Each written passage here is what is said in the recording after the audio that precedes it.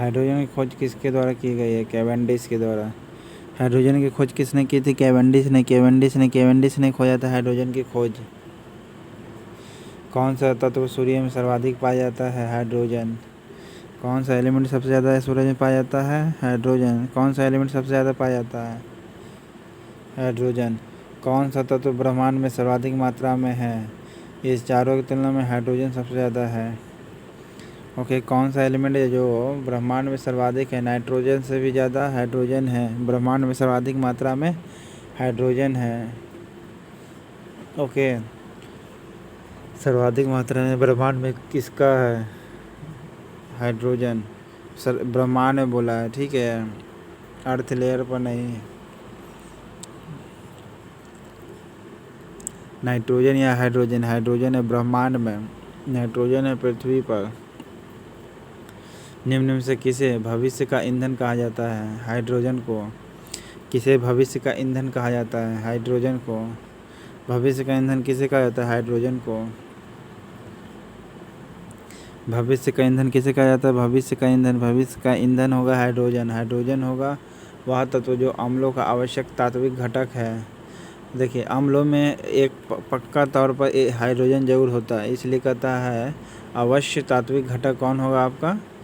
Hydrogen होगा। ब्रह्मांड में भी सबसे ज़्यादा हाइड्रोजन पाया जाता है। कैवेंडिश ने हाइड्रोजन की खोज की थी। ओके, हाइड्रोजन की खोज कैवेंडिश ने की थी। ब्रह्मांड में सबसे ज़्यादा हाइड्रोजन है और ये अम्लों में सबसे आवश्यक तात्विक घटक है। आवश्यक की तात्विक घटक है, ठीक है, आवश्यक एलिमेंट है। एसिड में आवश्यक तत्व घटक कौन है? हाइड्रोजन है। वह तत्व जिसका परमाणु क्रमांक तथा परमाणु भार दोनों एक समान है, हाइड्रोजन का।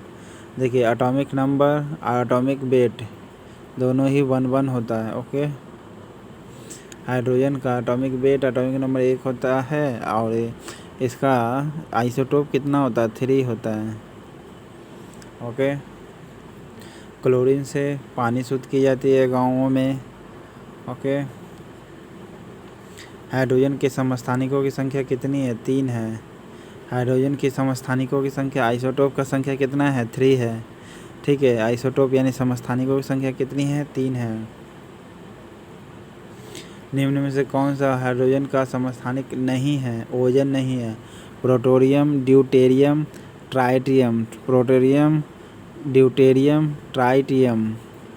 प्रोटियम, ड्यूटेरियम, ट्राइटियम, ये हाइड्रोजन का समस्थानिक है। ओके, प्रोटियम, ड्यूटेरियम, ट्राइटियम, ये हाइड्रोजन का समस्थानिक है। प्रोटियम, ड्यूटेरियम, ट्राइटियम, ये हाइड्रोजन का समस्थानिक है। हाइड्रोजन के समस्थानिक कौन कौन? प्रोटियम, ड्यूटेरियम और ट्राइटियम। कौन सा हाइड्रोजन का समस्थानिक नहीं है? प्रोटियम है, ड्यूटेरियम है, ट्राइटियम है, इरेटियम नहीं है।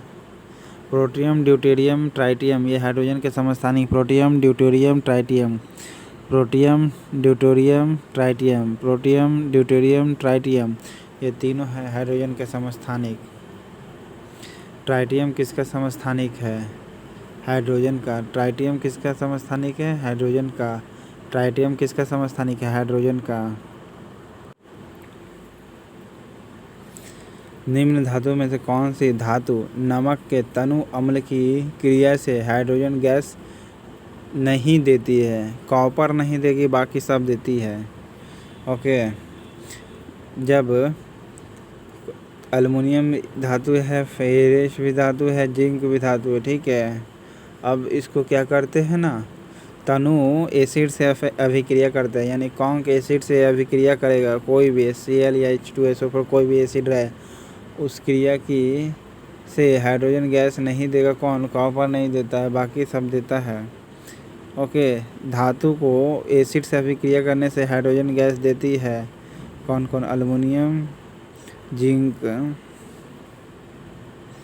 कॉपर नहीं देता, हाइड्रोजन गैस नहीं देगा। कौन? धातु से एसिड से अभिक्रिया करता है तो हाइड्रोजन गैस कौन नहीं देगा? कॉपर नहीं देता है।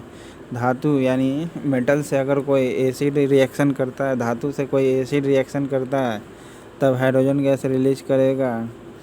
ओके, लेकिन कॉपर रिलीज नहीं करता। धातु से अगर कॉन्क एसिड अगर रिएक्ट कर जाए तो हाइड्रोजन गैस तो रिलीज करेगा, लेकिन उसमें से कॉपर ऐसा है जो नहीं देगा। कॉपर भी धातु है लेकिन वो नहीं देता अगर एसिड से रिएक्ट कर जाए। बाकी ये अल्मुनियम, जिंक, ये सब जो है आपका हाइड्रोजन गैस को रिलीज करता है। ओके, हाइड्रोजन गैस को रिलीज क्यों करेगा? क्योंकि जब ये मेटल रिएक्ट करता है, ठीक है, नॉन मेटल नहीं, मेटल रिएक्ट करेगा एसिड से, तब जा कर के बनता है। जब रक्त तप्त लोहे के ऊपर भाप गुजारी जाती है तो कौन सी गैस प्राप्त होती है? देखिए, रक्त तप्त लोहा है, एक चीज़ ध्यान रखिएगा, लोहा से गुजारी जाती है तब कौन सी गैस निकलती है? हाइड्रोजन गैस निकलती है। ओके, और जल गैस का अलग कंडीशन है। कौन सा गैस निकलती है? देखिए, एकदम तपा हुआ लोहा है, उससे अगर भाप गुजारेंगे, क्या गुजारेंगे? भाप, जल वाष्प गुजारते हैं तो हाइड्रोजन गैस निकालता है। ओके, कौन सा गैस निकालेगा? हाइड्रोजन गैस निकालता है। लेकिन जल गैस कैसे निकलेगा? कार्बन, अगर रक्त तप्त कार्बन है, ओके, और उससे हमको गुजारते हैं भाप, तब हमको जल गैस प्राप्त होता है। लेकिन लोहा गर्म है, लोहा गर्म होता है एकदम अथी की तरह, रक्त तप की तरह, तब उस पर भाप गुजारी जाती है। क्या गुजारी जाती है? भाप, तब हाइड्रोजन गैस रिलीज करता है। क्या रिलीज करता है? Hydrogen gas. हाइड्रोजन गैस कैसे बनाया जाता है? जब लोहा, एकदम तपा हुआ लोहा लाइए रक्त की तरह, हम लाल, और फिर उसको क्या करिए ना, भाप गुजारिए उससे, तब क्या होगा? हाइड्रोजन गैस रिलीज करेगा। हाइड्रोजन को वायु में जलाने से प्राप्त होता है क्या? हाइड्रोजन को वायु में जलाने से प्राप्त क्या होगा? जल बनेगा। हाइड्रोजन को जब वायु में जलाते हैं, ओके, तो क्या बनेगा? H2O बनेगा। ओके, कितना बनेगा? H2O।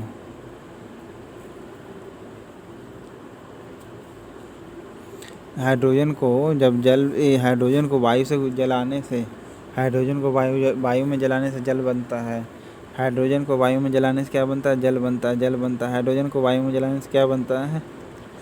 हाइड्रोजन को वायु में जलाने से क्या बनता है? जल बनता है। हाइड्रोजन को वायु में जलाने से जल बनता है। और हाइड्रोजन बनाने के लिए रक्त तप्त लोहा लाइए, उससे गुजारिए भाप, तब क्या बनेगा? Hydrogen gas. और हाइड्रोजन गैस को जलाने से, हाइड्रोजन गैस को वायु में जलाने से जल बनता है।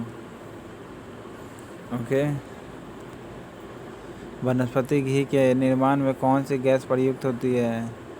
हाइड्रोजन गैस, जिसे हाइड्रोजनीकरण कहते हैं। वनस्पति घी के निर्माण में कौन सी गैस प्रयुक्त होती है? वनस्पति घी। वनस्पति घी के बनाने में कौन सी गैस युक्त होती है? हाइड्रोजन। वनस्पति घी को निर्माण में कौन सी गैस युक्त होती है? हाइड्रोजन। वनस्पति घी के निर्माण में कौन सी गैस युक्त होती है? हाइड्रोजन। वनस्पति घी के निर्माण में कौन सी गैस युक्त होती है? हाइड्रोजन। ओके, खाना पकाने के तेल को किस प्रक्रिया द्वारा वनस्पति घी में परिवर्तित किया जाता है? हाइड्रोजनीकरण द्वारा। ठीक है, हाइड्रोजनीकरण द्वारा। खाना पकाने के तेल को किस प्रक्रिया द्वारा वनस्पति घी में परिवर्तित किया जाता है? तो हाइड्रोजनीकरण करते। खाना पकाने का जो तेल होता है वनस्पति घी में कैसे बनाएंगे? हाइड्रोजनीकरण द्वारा। हाइड्रोजनीकरण द्वारा करेंगे। ठीक है, वनस्पति घी को, खाना पकाने के तेल को वनस्पति घी में परिवर्तित करते हैं। खाना पकाने वाले तेल को वनस्पति घी में परिवर्तित करते हैं। खाना पकाने वाले तेल को वनस्पति घी में परिवर्तित करते हैं, तब क्या किया जाता है? तो हाइड्रोजनीकरण किया जाता है। क्या किया जाता है? हाइड्रोजनीकरण किया जाता है। निम्न में से हाइड्रोजन के बड़े खंडों को कौन अवशोषित करेगा? तो प्लैटिनम का कोलाइडी विलयन। क्या? पैलेडियम का, पैलेडियम का, प्लैटिनम नहीं, पैलेडियम का कोलाइडी विलयन हाइड्रोजन के बड़े खंडों को अवशोषित करता है। हाइड्रोजन के बड़े खंडों को कौन सोखेगा? यानी बड़े बड़े हिस्सों को, हाइड्रोजन के बड़े हिस्सों को कौन सोखता है? पैलेडियम का कोलाइडी विलयन। पैलेडियम का कोलाइडी विलयन। ये जो है हाइड्रोजन के बड़े खंडों को अवशोषित करता है। पैलेडियम का कोलाइडी विलयन जो है हाइड्रोजन के बड़े खंडों को सोखता है। हाइड्रोजन के बड़े खंडों को कौन सोखेगा? पैलेडियम का कोलाइडी विलयन, पैलेडियम का कोलाइडी विलयन, पैलेडियम का कोलाइडी विलयन जो है हाइड्रोजन के बड़े खंडों को सोखता है। ओके, पैलेडियम तथा प्लैटिनम के समान धातुएं विशेष परिस्थितियों में हाइड्रोजन का बहुत अधिक आयतन अवशोषित कर लेती है। ठीक है, पैलेडियम भी सोखता है और प्लैटिनम भी सोखता है, दोनों। ये हाइड्रोजन का बहुत मात्रा आयतन को सोख लेती है। धातु द्वारा अवशोषित हाइड्रोजन कहलाती है क्या? अवशोषित अधिधारित हाइड्रोजन। क्या कहलाता है? अधिधारित हाइड्रोजन। प्लैटिनम और पैलेडियम, प्लैटिनम और पैलेडियम, प्लैटिनम और पैलेडियम ये आपका दोनों ही क्या है? हाइड्रोजन के बहुत मात्रा को आयतन को सोखता है, हाइड्रोजन के बहुत मात्रा के आयतन को सोख लेता है प्लैटिनम और पैलेडियम। प्लैटिनम का कोलाइडी विलयन भी या प्लैटिनम, ये दोनों ही हाइड्रोजन को बहुत मात्रा में सोख लेता है। ओके, हाइड्रोजन की बहुत मात्रा में आयतन को सोख लेता है। धातु द्वारा अवशोषित हाइड्रोजन कहलाती है क्या? धातु द्वारा अवशोषित हाइड्रोजन कहलाती है क्या? अधिधारित हाइड्रोजन। क्या कहलाती है? अधिधारित हाइड्रोजन। अधिधारित हाइड्रोजन कहलाता है। प्लैटिनम प्लैटिनम, प्लैटिनम और platinum, platinum palladium, platinum palladium, platinum palladium, palladium palladium palladium जो प्लैटिनम और पैलेडियम ये दोनों ही हाइड्रोजन के बहुत मात्रा को आयतन को सोख लेता है। हाइड्रोजन के बहुत आयतन को सोख लेता है, हाइड्रोजन के बहुत आयतन को सोख लेता है प्लैटिनम और पैलेडियम, पैलेडियम। ठीक है, पैलेडियम ये दोनों ही हाइड्रोजन बहुत मात्रा को सोख लेता है। धातु द्वारा अवशोषित हाइड्रोजन कहलाती है क्या? ये हाइड्रोजन जो सोखता है ये धातु है दोनों, ये क्या कहलाता है? अधिधारित हाइड्रोजन कहलाएगा। क्या कहलाएगा? धातु द्वारा अवशोषित हाइड्रोजन क्या कहलाती है? धातु द्वारा हाइड्रोजन क्या कहलाती है? ये दोनों जो सोखता है ये क्या कहलाता है?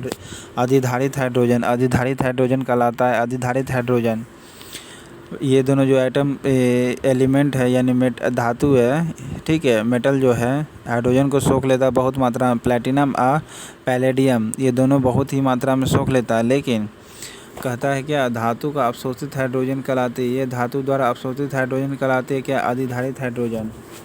क्या कहलाता है? अधिधारित हाइड्रोजन। जल का उत्कृष्ट विलायक है क्योंकि इसके अणु क्या होते हैं? उदासीन होते हैं। जल के क्या होते हैं? अत्यधिक ध्रुवीय होते हैं। क्या होते हैं? अत्यधिक ध्रुवीय होते हैं। आयतन के अनुसार जल में हाइड्रोजन ऑक्सीजन का अनुपात कितना होता है? देखिए, जल में बोला है ना आयतन के अनुसार, तो 2 मॉलिक्यूल्स क्या होता है? हाइड्रोजन, एक होता है ऑक्सीजन। तो आपका ये होगा आंसर। जल में हाइड्रोजन व ऑक्सीजन का अनुपात 2/1 होता है। अनुपात जल में अनुपात हाइड्रोजन और ऑक्सीजन का अनुपात 2/1 होता है। जल के अनुपात में जल और हाइड्रोजन का ऑक्सीजन कितना होता है? जल में हाइड्रोजन कितना होता है? 2 होता है। ऑक्सीजन भार के अनुपात में कितना होता है? 1 और 8 होता है। देखिए, भार के अनुपात में बोला है ना, भार के अनुपात में होगा तो 1 और 8 हो जाएगा। ओके, 1 और 8 हो जाएगा। भार के अनुपात में जल का हाइड्रोजन ऑक्सीजन का अनुपात 1:8 होगा। भार के अनुपात में जल और ऑक्सीजन का अनुपात कितना होगा? सॉरी, हाइड्रोजन और ऑक्सीजन का अनुपात 1:8 होगा। ठीक है, 1/8 होगा। भार के अनुपात में बताना, वेट के रेशियो में बताना, वेट के मामले में बताना। ठीक है, तब हाइड्रोजन ऑक्सीजन का अनुपात कितना होगा? 1 और 8 होगा।